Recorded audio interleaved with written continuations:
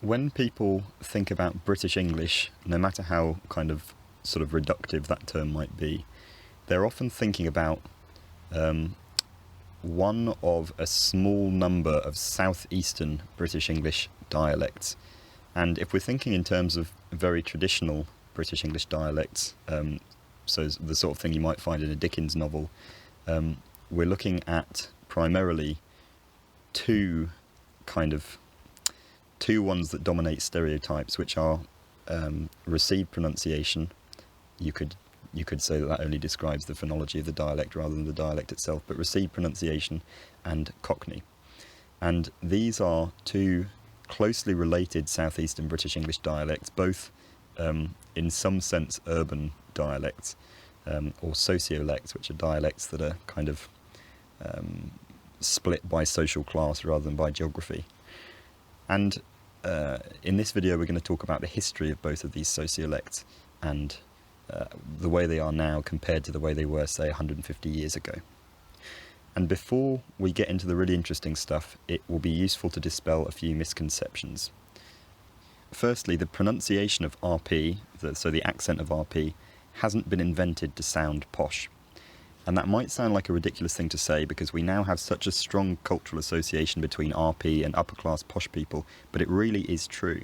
And of course, people do sometimes try to emulate RP features to sound more posh than maybe they think they are, but that's only because of this cultural association that already exists. The actual mechanical details of RP pronunciation have all developed naturally. There's nothing artificial about them. If Cockney happened to be the dialect of the upper class, then it would sound posh to us, but by various accidents of history, RP was the dialect of the upper class, and so it's the one that sounds posh to us. These sound systems have developed completely naturally, and what's more, none of the sound changes that make urban southeastern English unique necessarily require any outside influence at all. Any dialect around an urban centre is likely to have some level of outside influence because urban centres are places where people from different places mix. But for most of the uniqueness of southeastern English dialects, there's no consensus among linguists that they're, for example, more French influenced or German influenced than northern dialects, for example. These are just normal regional dialects of English that have developed in a normal way, but they've ended up with really strong social connotations. And now that we've got that out of the way, we'll talk a little bit about where these southeastern English sort of urban dialects come from. There are a few things that separate southern English dialects, that's southern British English dialects, from northern English dialects. And one of those is that northern English dialects tend to have 5 what we call short lax vowels.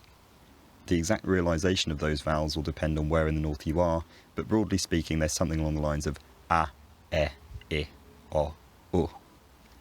And southern dialects have 6 short lax vowels: a, e, o, u, a. A is the extra one in southern dialects that northern ones tend not to have.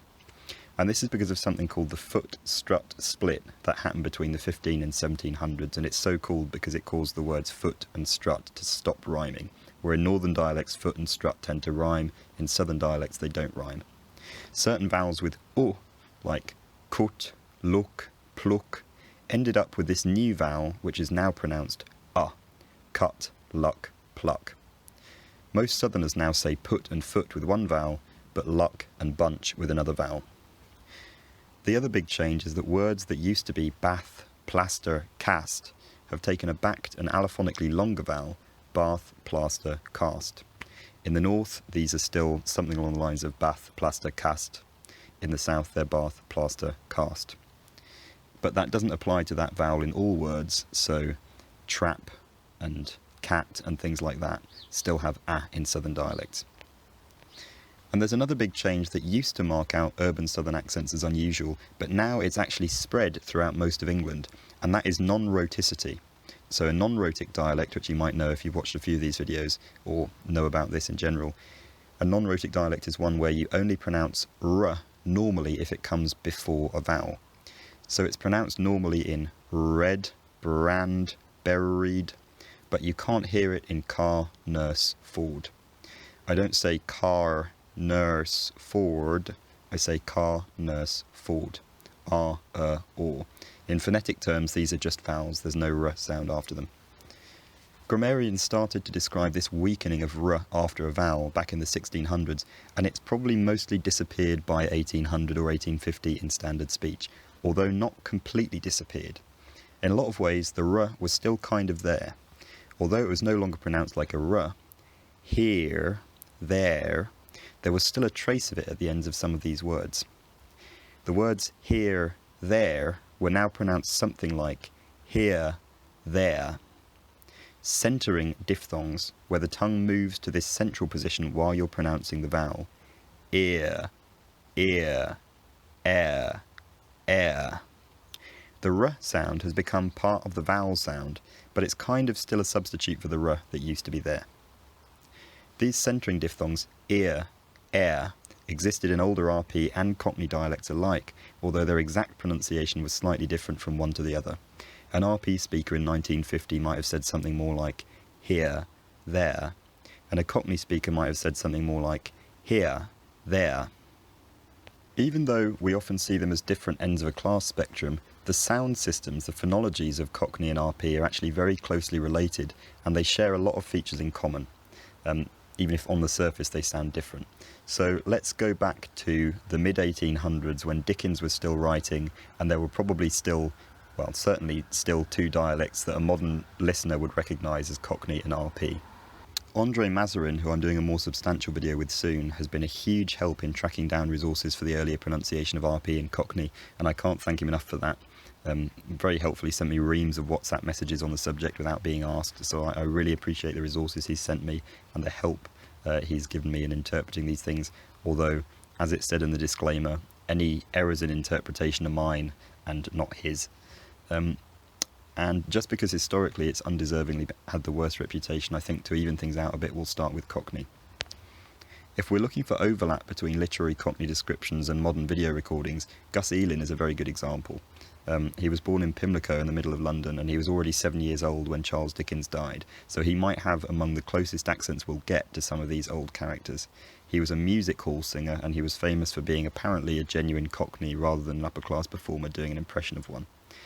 The clip I'm about to play has lots of useful features in, but it does make an allusion to domestic violence in case anybody would rather avoid that kind of thing.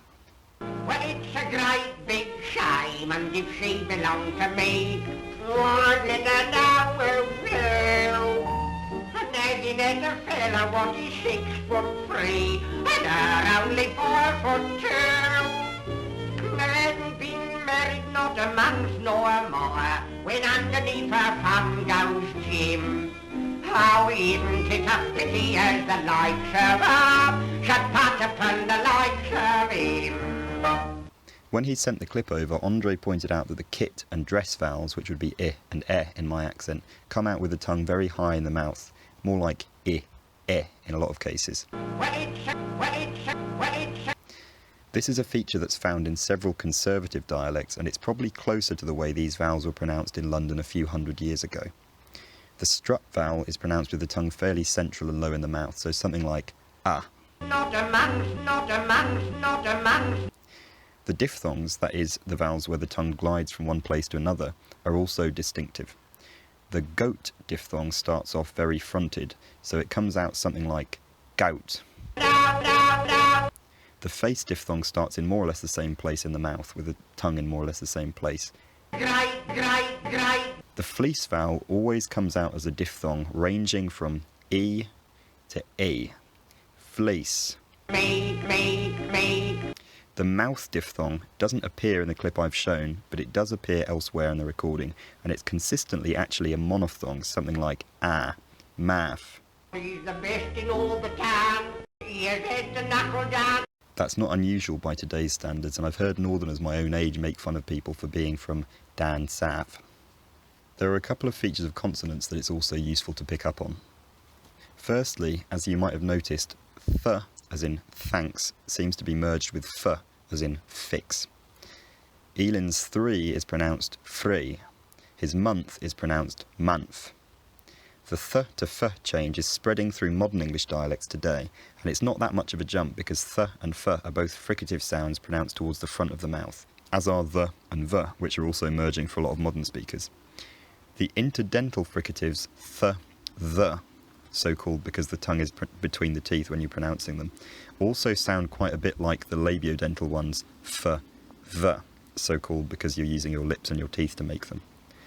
So th, the sound quite a bit like f, the, and many speakers who don't make the distinction between th and f, or between the and the, can't tell the difference between these sounds when they hear them spoken by other people. So Venn, as in Venn diagram, might sound identical to then for some of these speakers, even when they are listening to speakers who do make that distinction.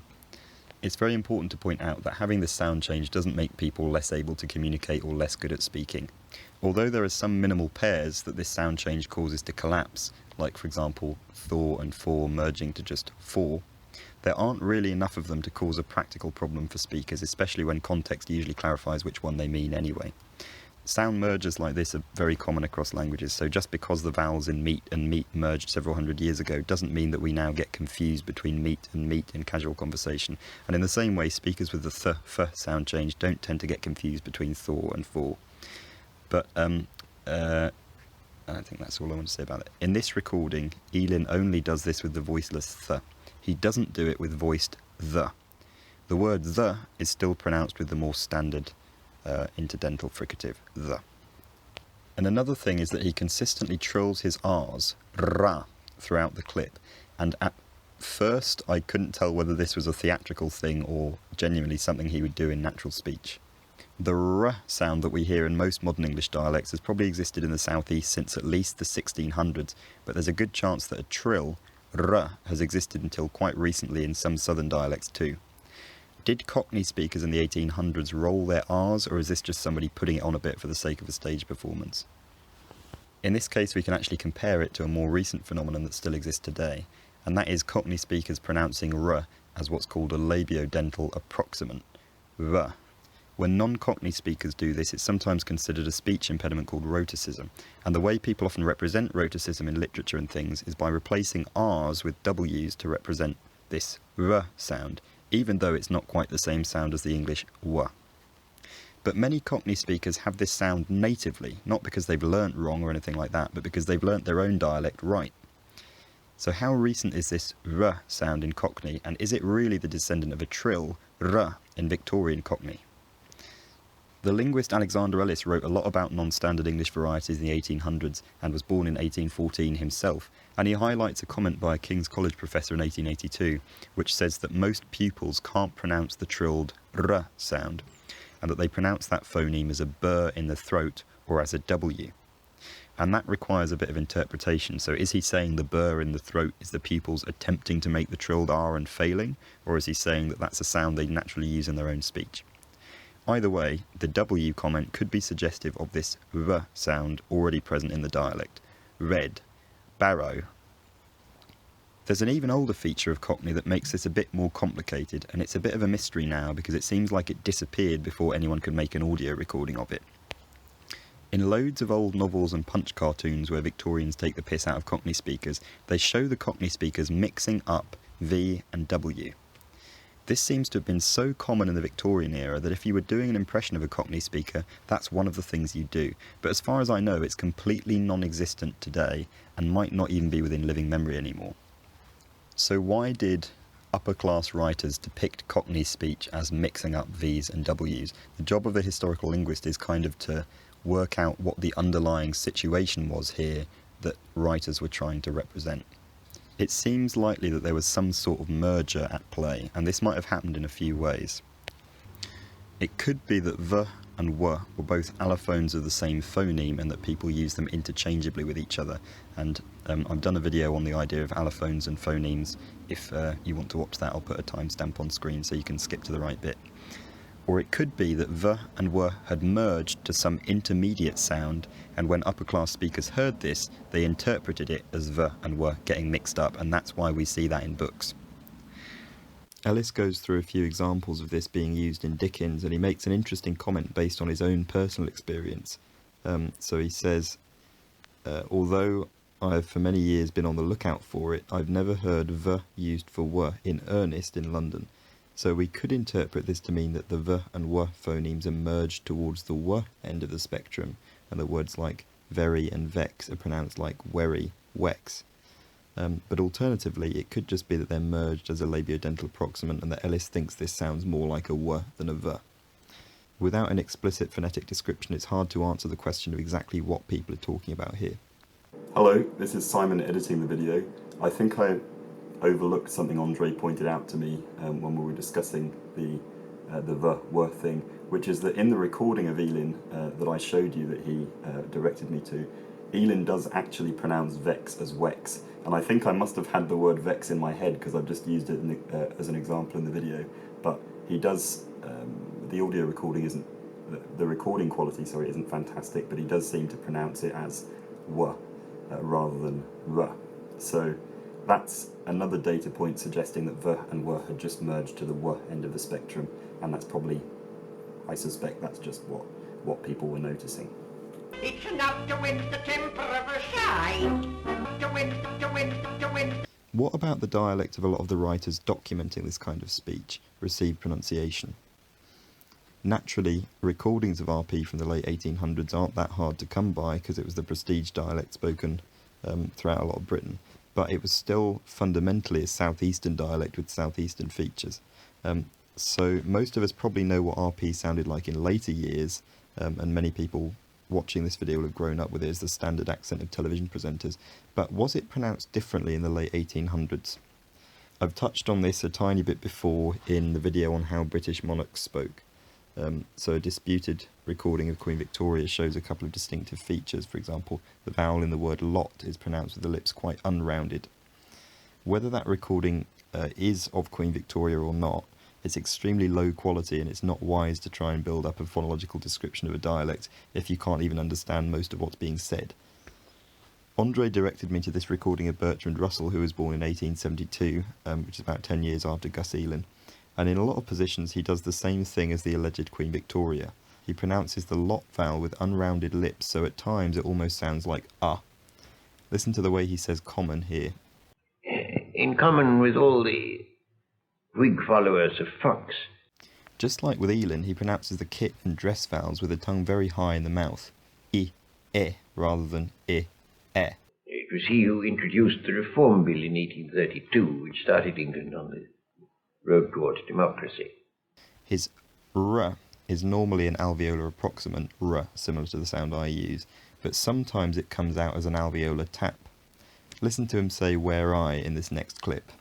The world where I was young, the world where I was young. There are recordings of speakers of relatively upper-class southeastern English like Florence Pannell, who trill their R's in almost all positions where they pronounce them. R. In Paris, nothing mattered, with the seats going parallel with the bus. It seems like tapping and trilling R's may have been done in conversational RP, at least for some speakers in the late 1800s, but that wasn't the only way of pronouncing R if you were an RP speaker. Earlier we talked about the speech condition called rhotacism, pronouncing the R sound as a labiodental approximant, R. In my video on the way monarchs spoke, I pointed out that the last British monarch, King George VI, had rhotacism and he used this approximant sound. For the completion of a great scheme. But this wasn't just him. Look at this Punch cartoon from 1875 when Elin and Russell were both children. The cartoonist chooses to represent R sounds with the letter W, and this seems to be the point of the joke. So posh people, or at least some of them, pronounce R like W. And even in more modern times, rhotacism has been associated with, at least in my experience, with stereotypes of posh school children. And it seems like at one point this feature might have been common in upper-class speech. So here we have a system in the late 1800s where the letter R was being pronounced in various ways, as a trill or tap, era, as an alveolar approximant like most people use nowadays, era, or as a labiodental approximant, era. And this seems to have been sort of weirdly distributed across the speech patterns of different sociolects. So using the R sound could mark you out as upper class in one context or working class in another. Taking into account the high kit and dress vowels, I, a word like red could be pronounced identically by both a Cockney and an RP speaker, something like red, but somehow managed to be stereotypical of both. One big difference between RP and Cockney are the diphthongs. these vowels that glide from one quality to another, like A, O.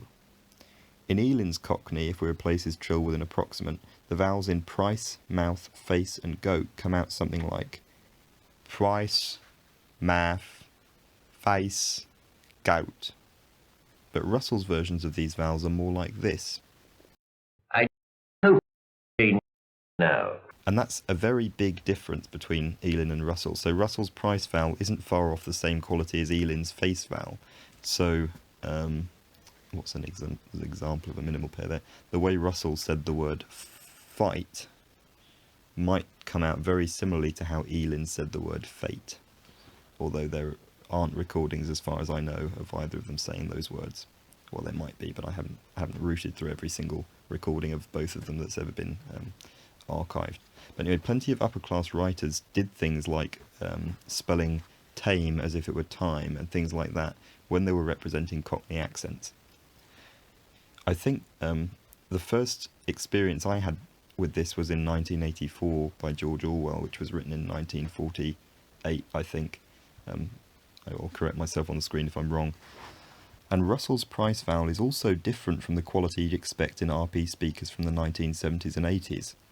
Whereas they'd be more likely to say price, Russell says something more like I don't wish to learn. A funny thing I picked up on when I listened to this is the way John Cleese pronounces the price vowel when he's putting on an accent that he does in certain Monty Python sketches. Sorry, we're closing for lunch. Never mind that, my lad. I wish to complain about this parrot what I purchased not half an hour ago from this very boutique. As a child, I'd always thought this was just an accent he'd sort of made up that was meant to represent a working class speaker impersonating an RP speaker, or maybe it was just meant to sound a bit funny. But I'm now thinking I might not have given him enough credit. And another thing he does that I assumed is supposed to be a working class feature is to sort of drop the G from words ending with ing. And I'm looking at one right now. Resting? Yeah. This is a feature that might even be derided by school teachers and upper class speakers nowadays, and it appears in several dialects that people consider to be low prestige.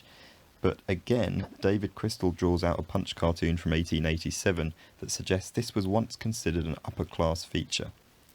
John Cleese was born in 1939, so whether he actually met any upper class people who did this, or whether it's just a coincidence, is not clear, and I'm not going to get John Cleese on Cameo to answer the question. Either way, it might not be so surprising to hear an RP speaker in the 1880s talking about wringing a pheasant's neck. Something that exists in modern RP that also seems to have existed in Gus Ealin's Cockney speech is what I call the often-orphan merger, where certain vowels which would take the lot vowel in most English dialects, o, instead end up taking the force vowel, or. And you'll hear this in the Queen's speeches even today, and Ealin does it plenty of times in his songs. Such as tea and coffee, cow and milk, coffee. There's a little bit of variation in exactly which words are affected by this. Some much more conservative speakers like Ealin have a lot of words affected by it. But it's another one of those things that's somehow stereotypical of both very upper class speech and certain types of older working class speech, saying off like orf, coffee like coffee, cloth like cloth. And this is the result of a conditioned sound change. A lot of the time, philological systems want to stay fairly symmetrical, and sound changes will sometimes mirror each other. So you might remember earlier that we went over the trap-bath split, where what was originally an ah sound became ah in certain positions. When I say in certain positions, I mean ah became ah if it occurred before r, or before a voiceless fricative sound like s, th, f. So that's why we have words like bath, pass. The interesting thing is that the o vowel from Middle English in words like lot, cloth, off did the same thing. Before r, or a voiceless fricative, s, th, f, it lengthened and changed in quality at some point probably in the 1600s, and for a long time it was probably fairly common for Londoners to distinguish between one vowel in lock and spot and another in orf and cloth, and that's in exactly the same way that modern southeastern English speakers distinguish between trap, cat and bath, pass. But throughout this whole period there were also probably speakers who pronounced all these words with the same vowel, lock, spot, off, cloth. The version where they're all pronounced with the same vowel is the one that's prevailed today, at least in Britain. I think in South Africa there are still a lot of speakers that say orf. Thank you again to Andre for his help in putting together the resources for this video, and sorry that I didn't get around to using all of them, although with his permission I might put links to a few other recordings in the description. And thank everyone very much indeed for watching. I'll be back soon.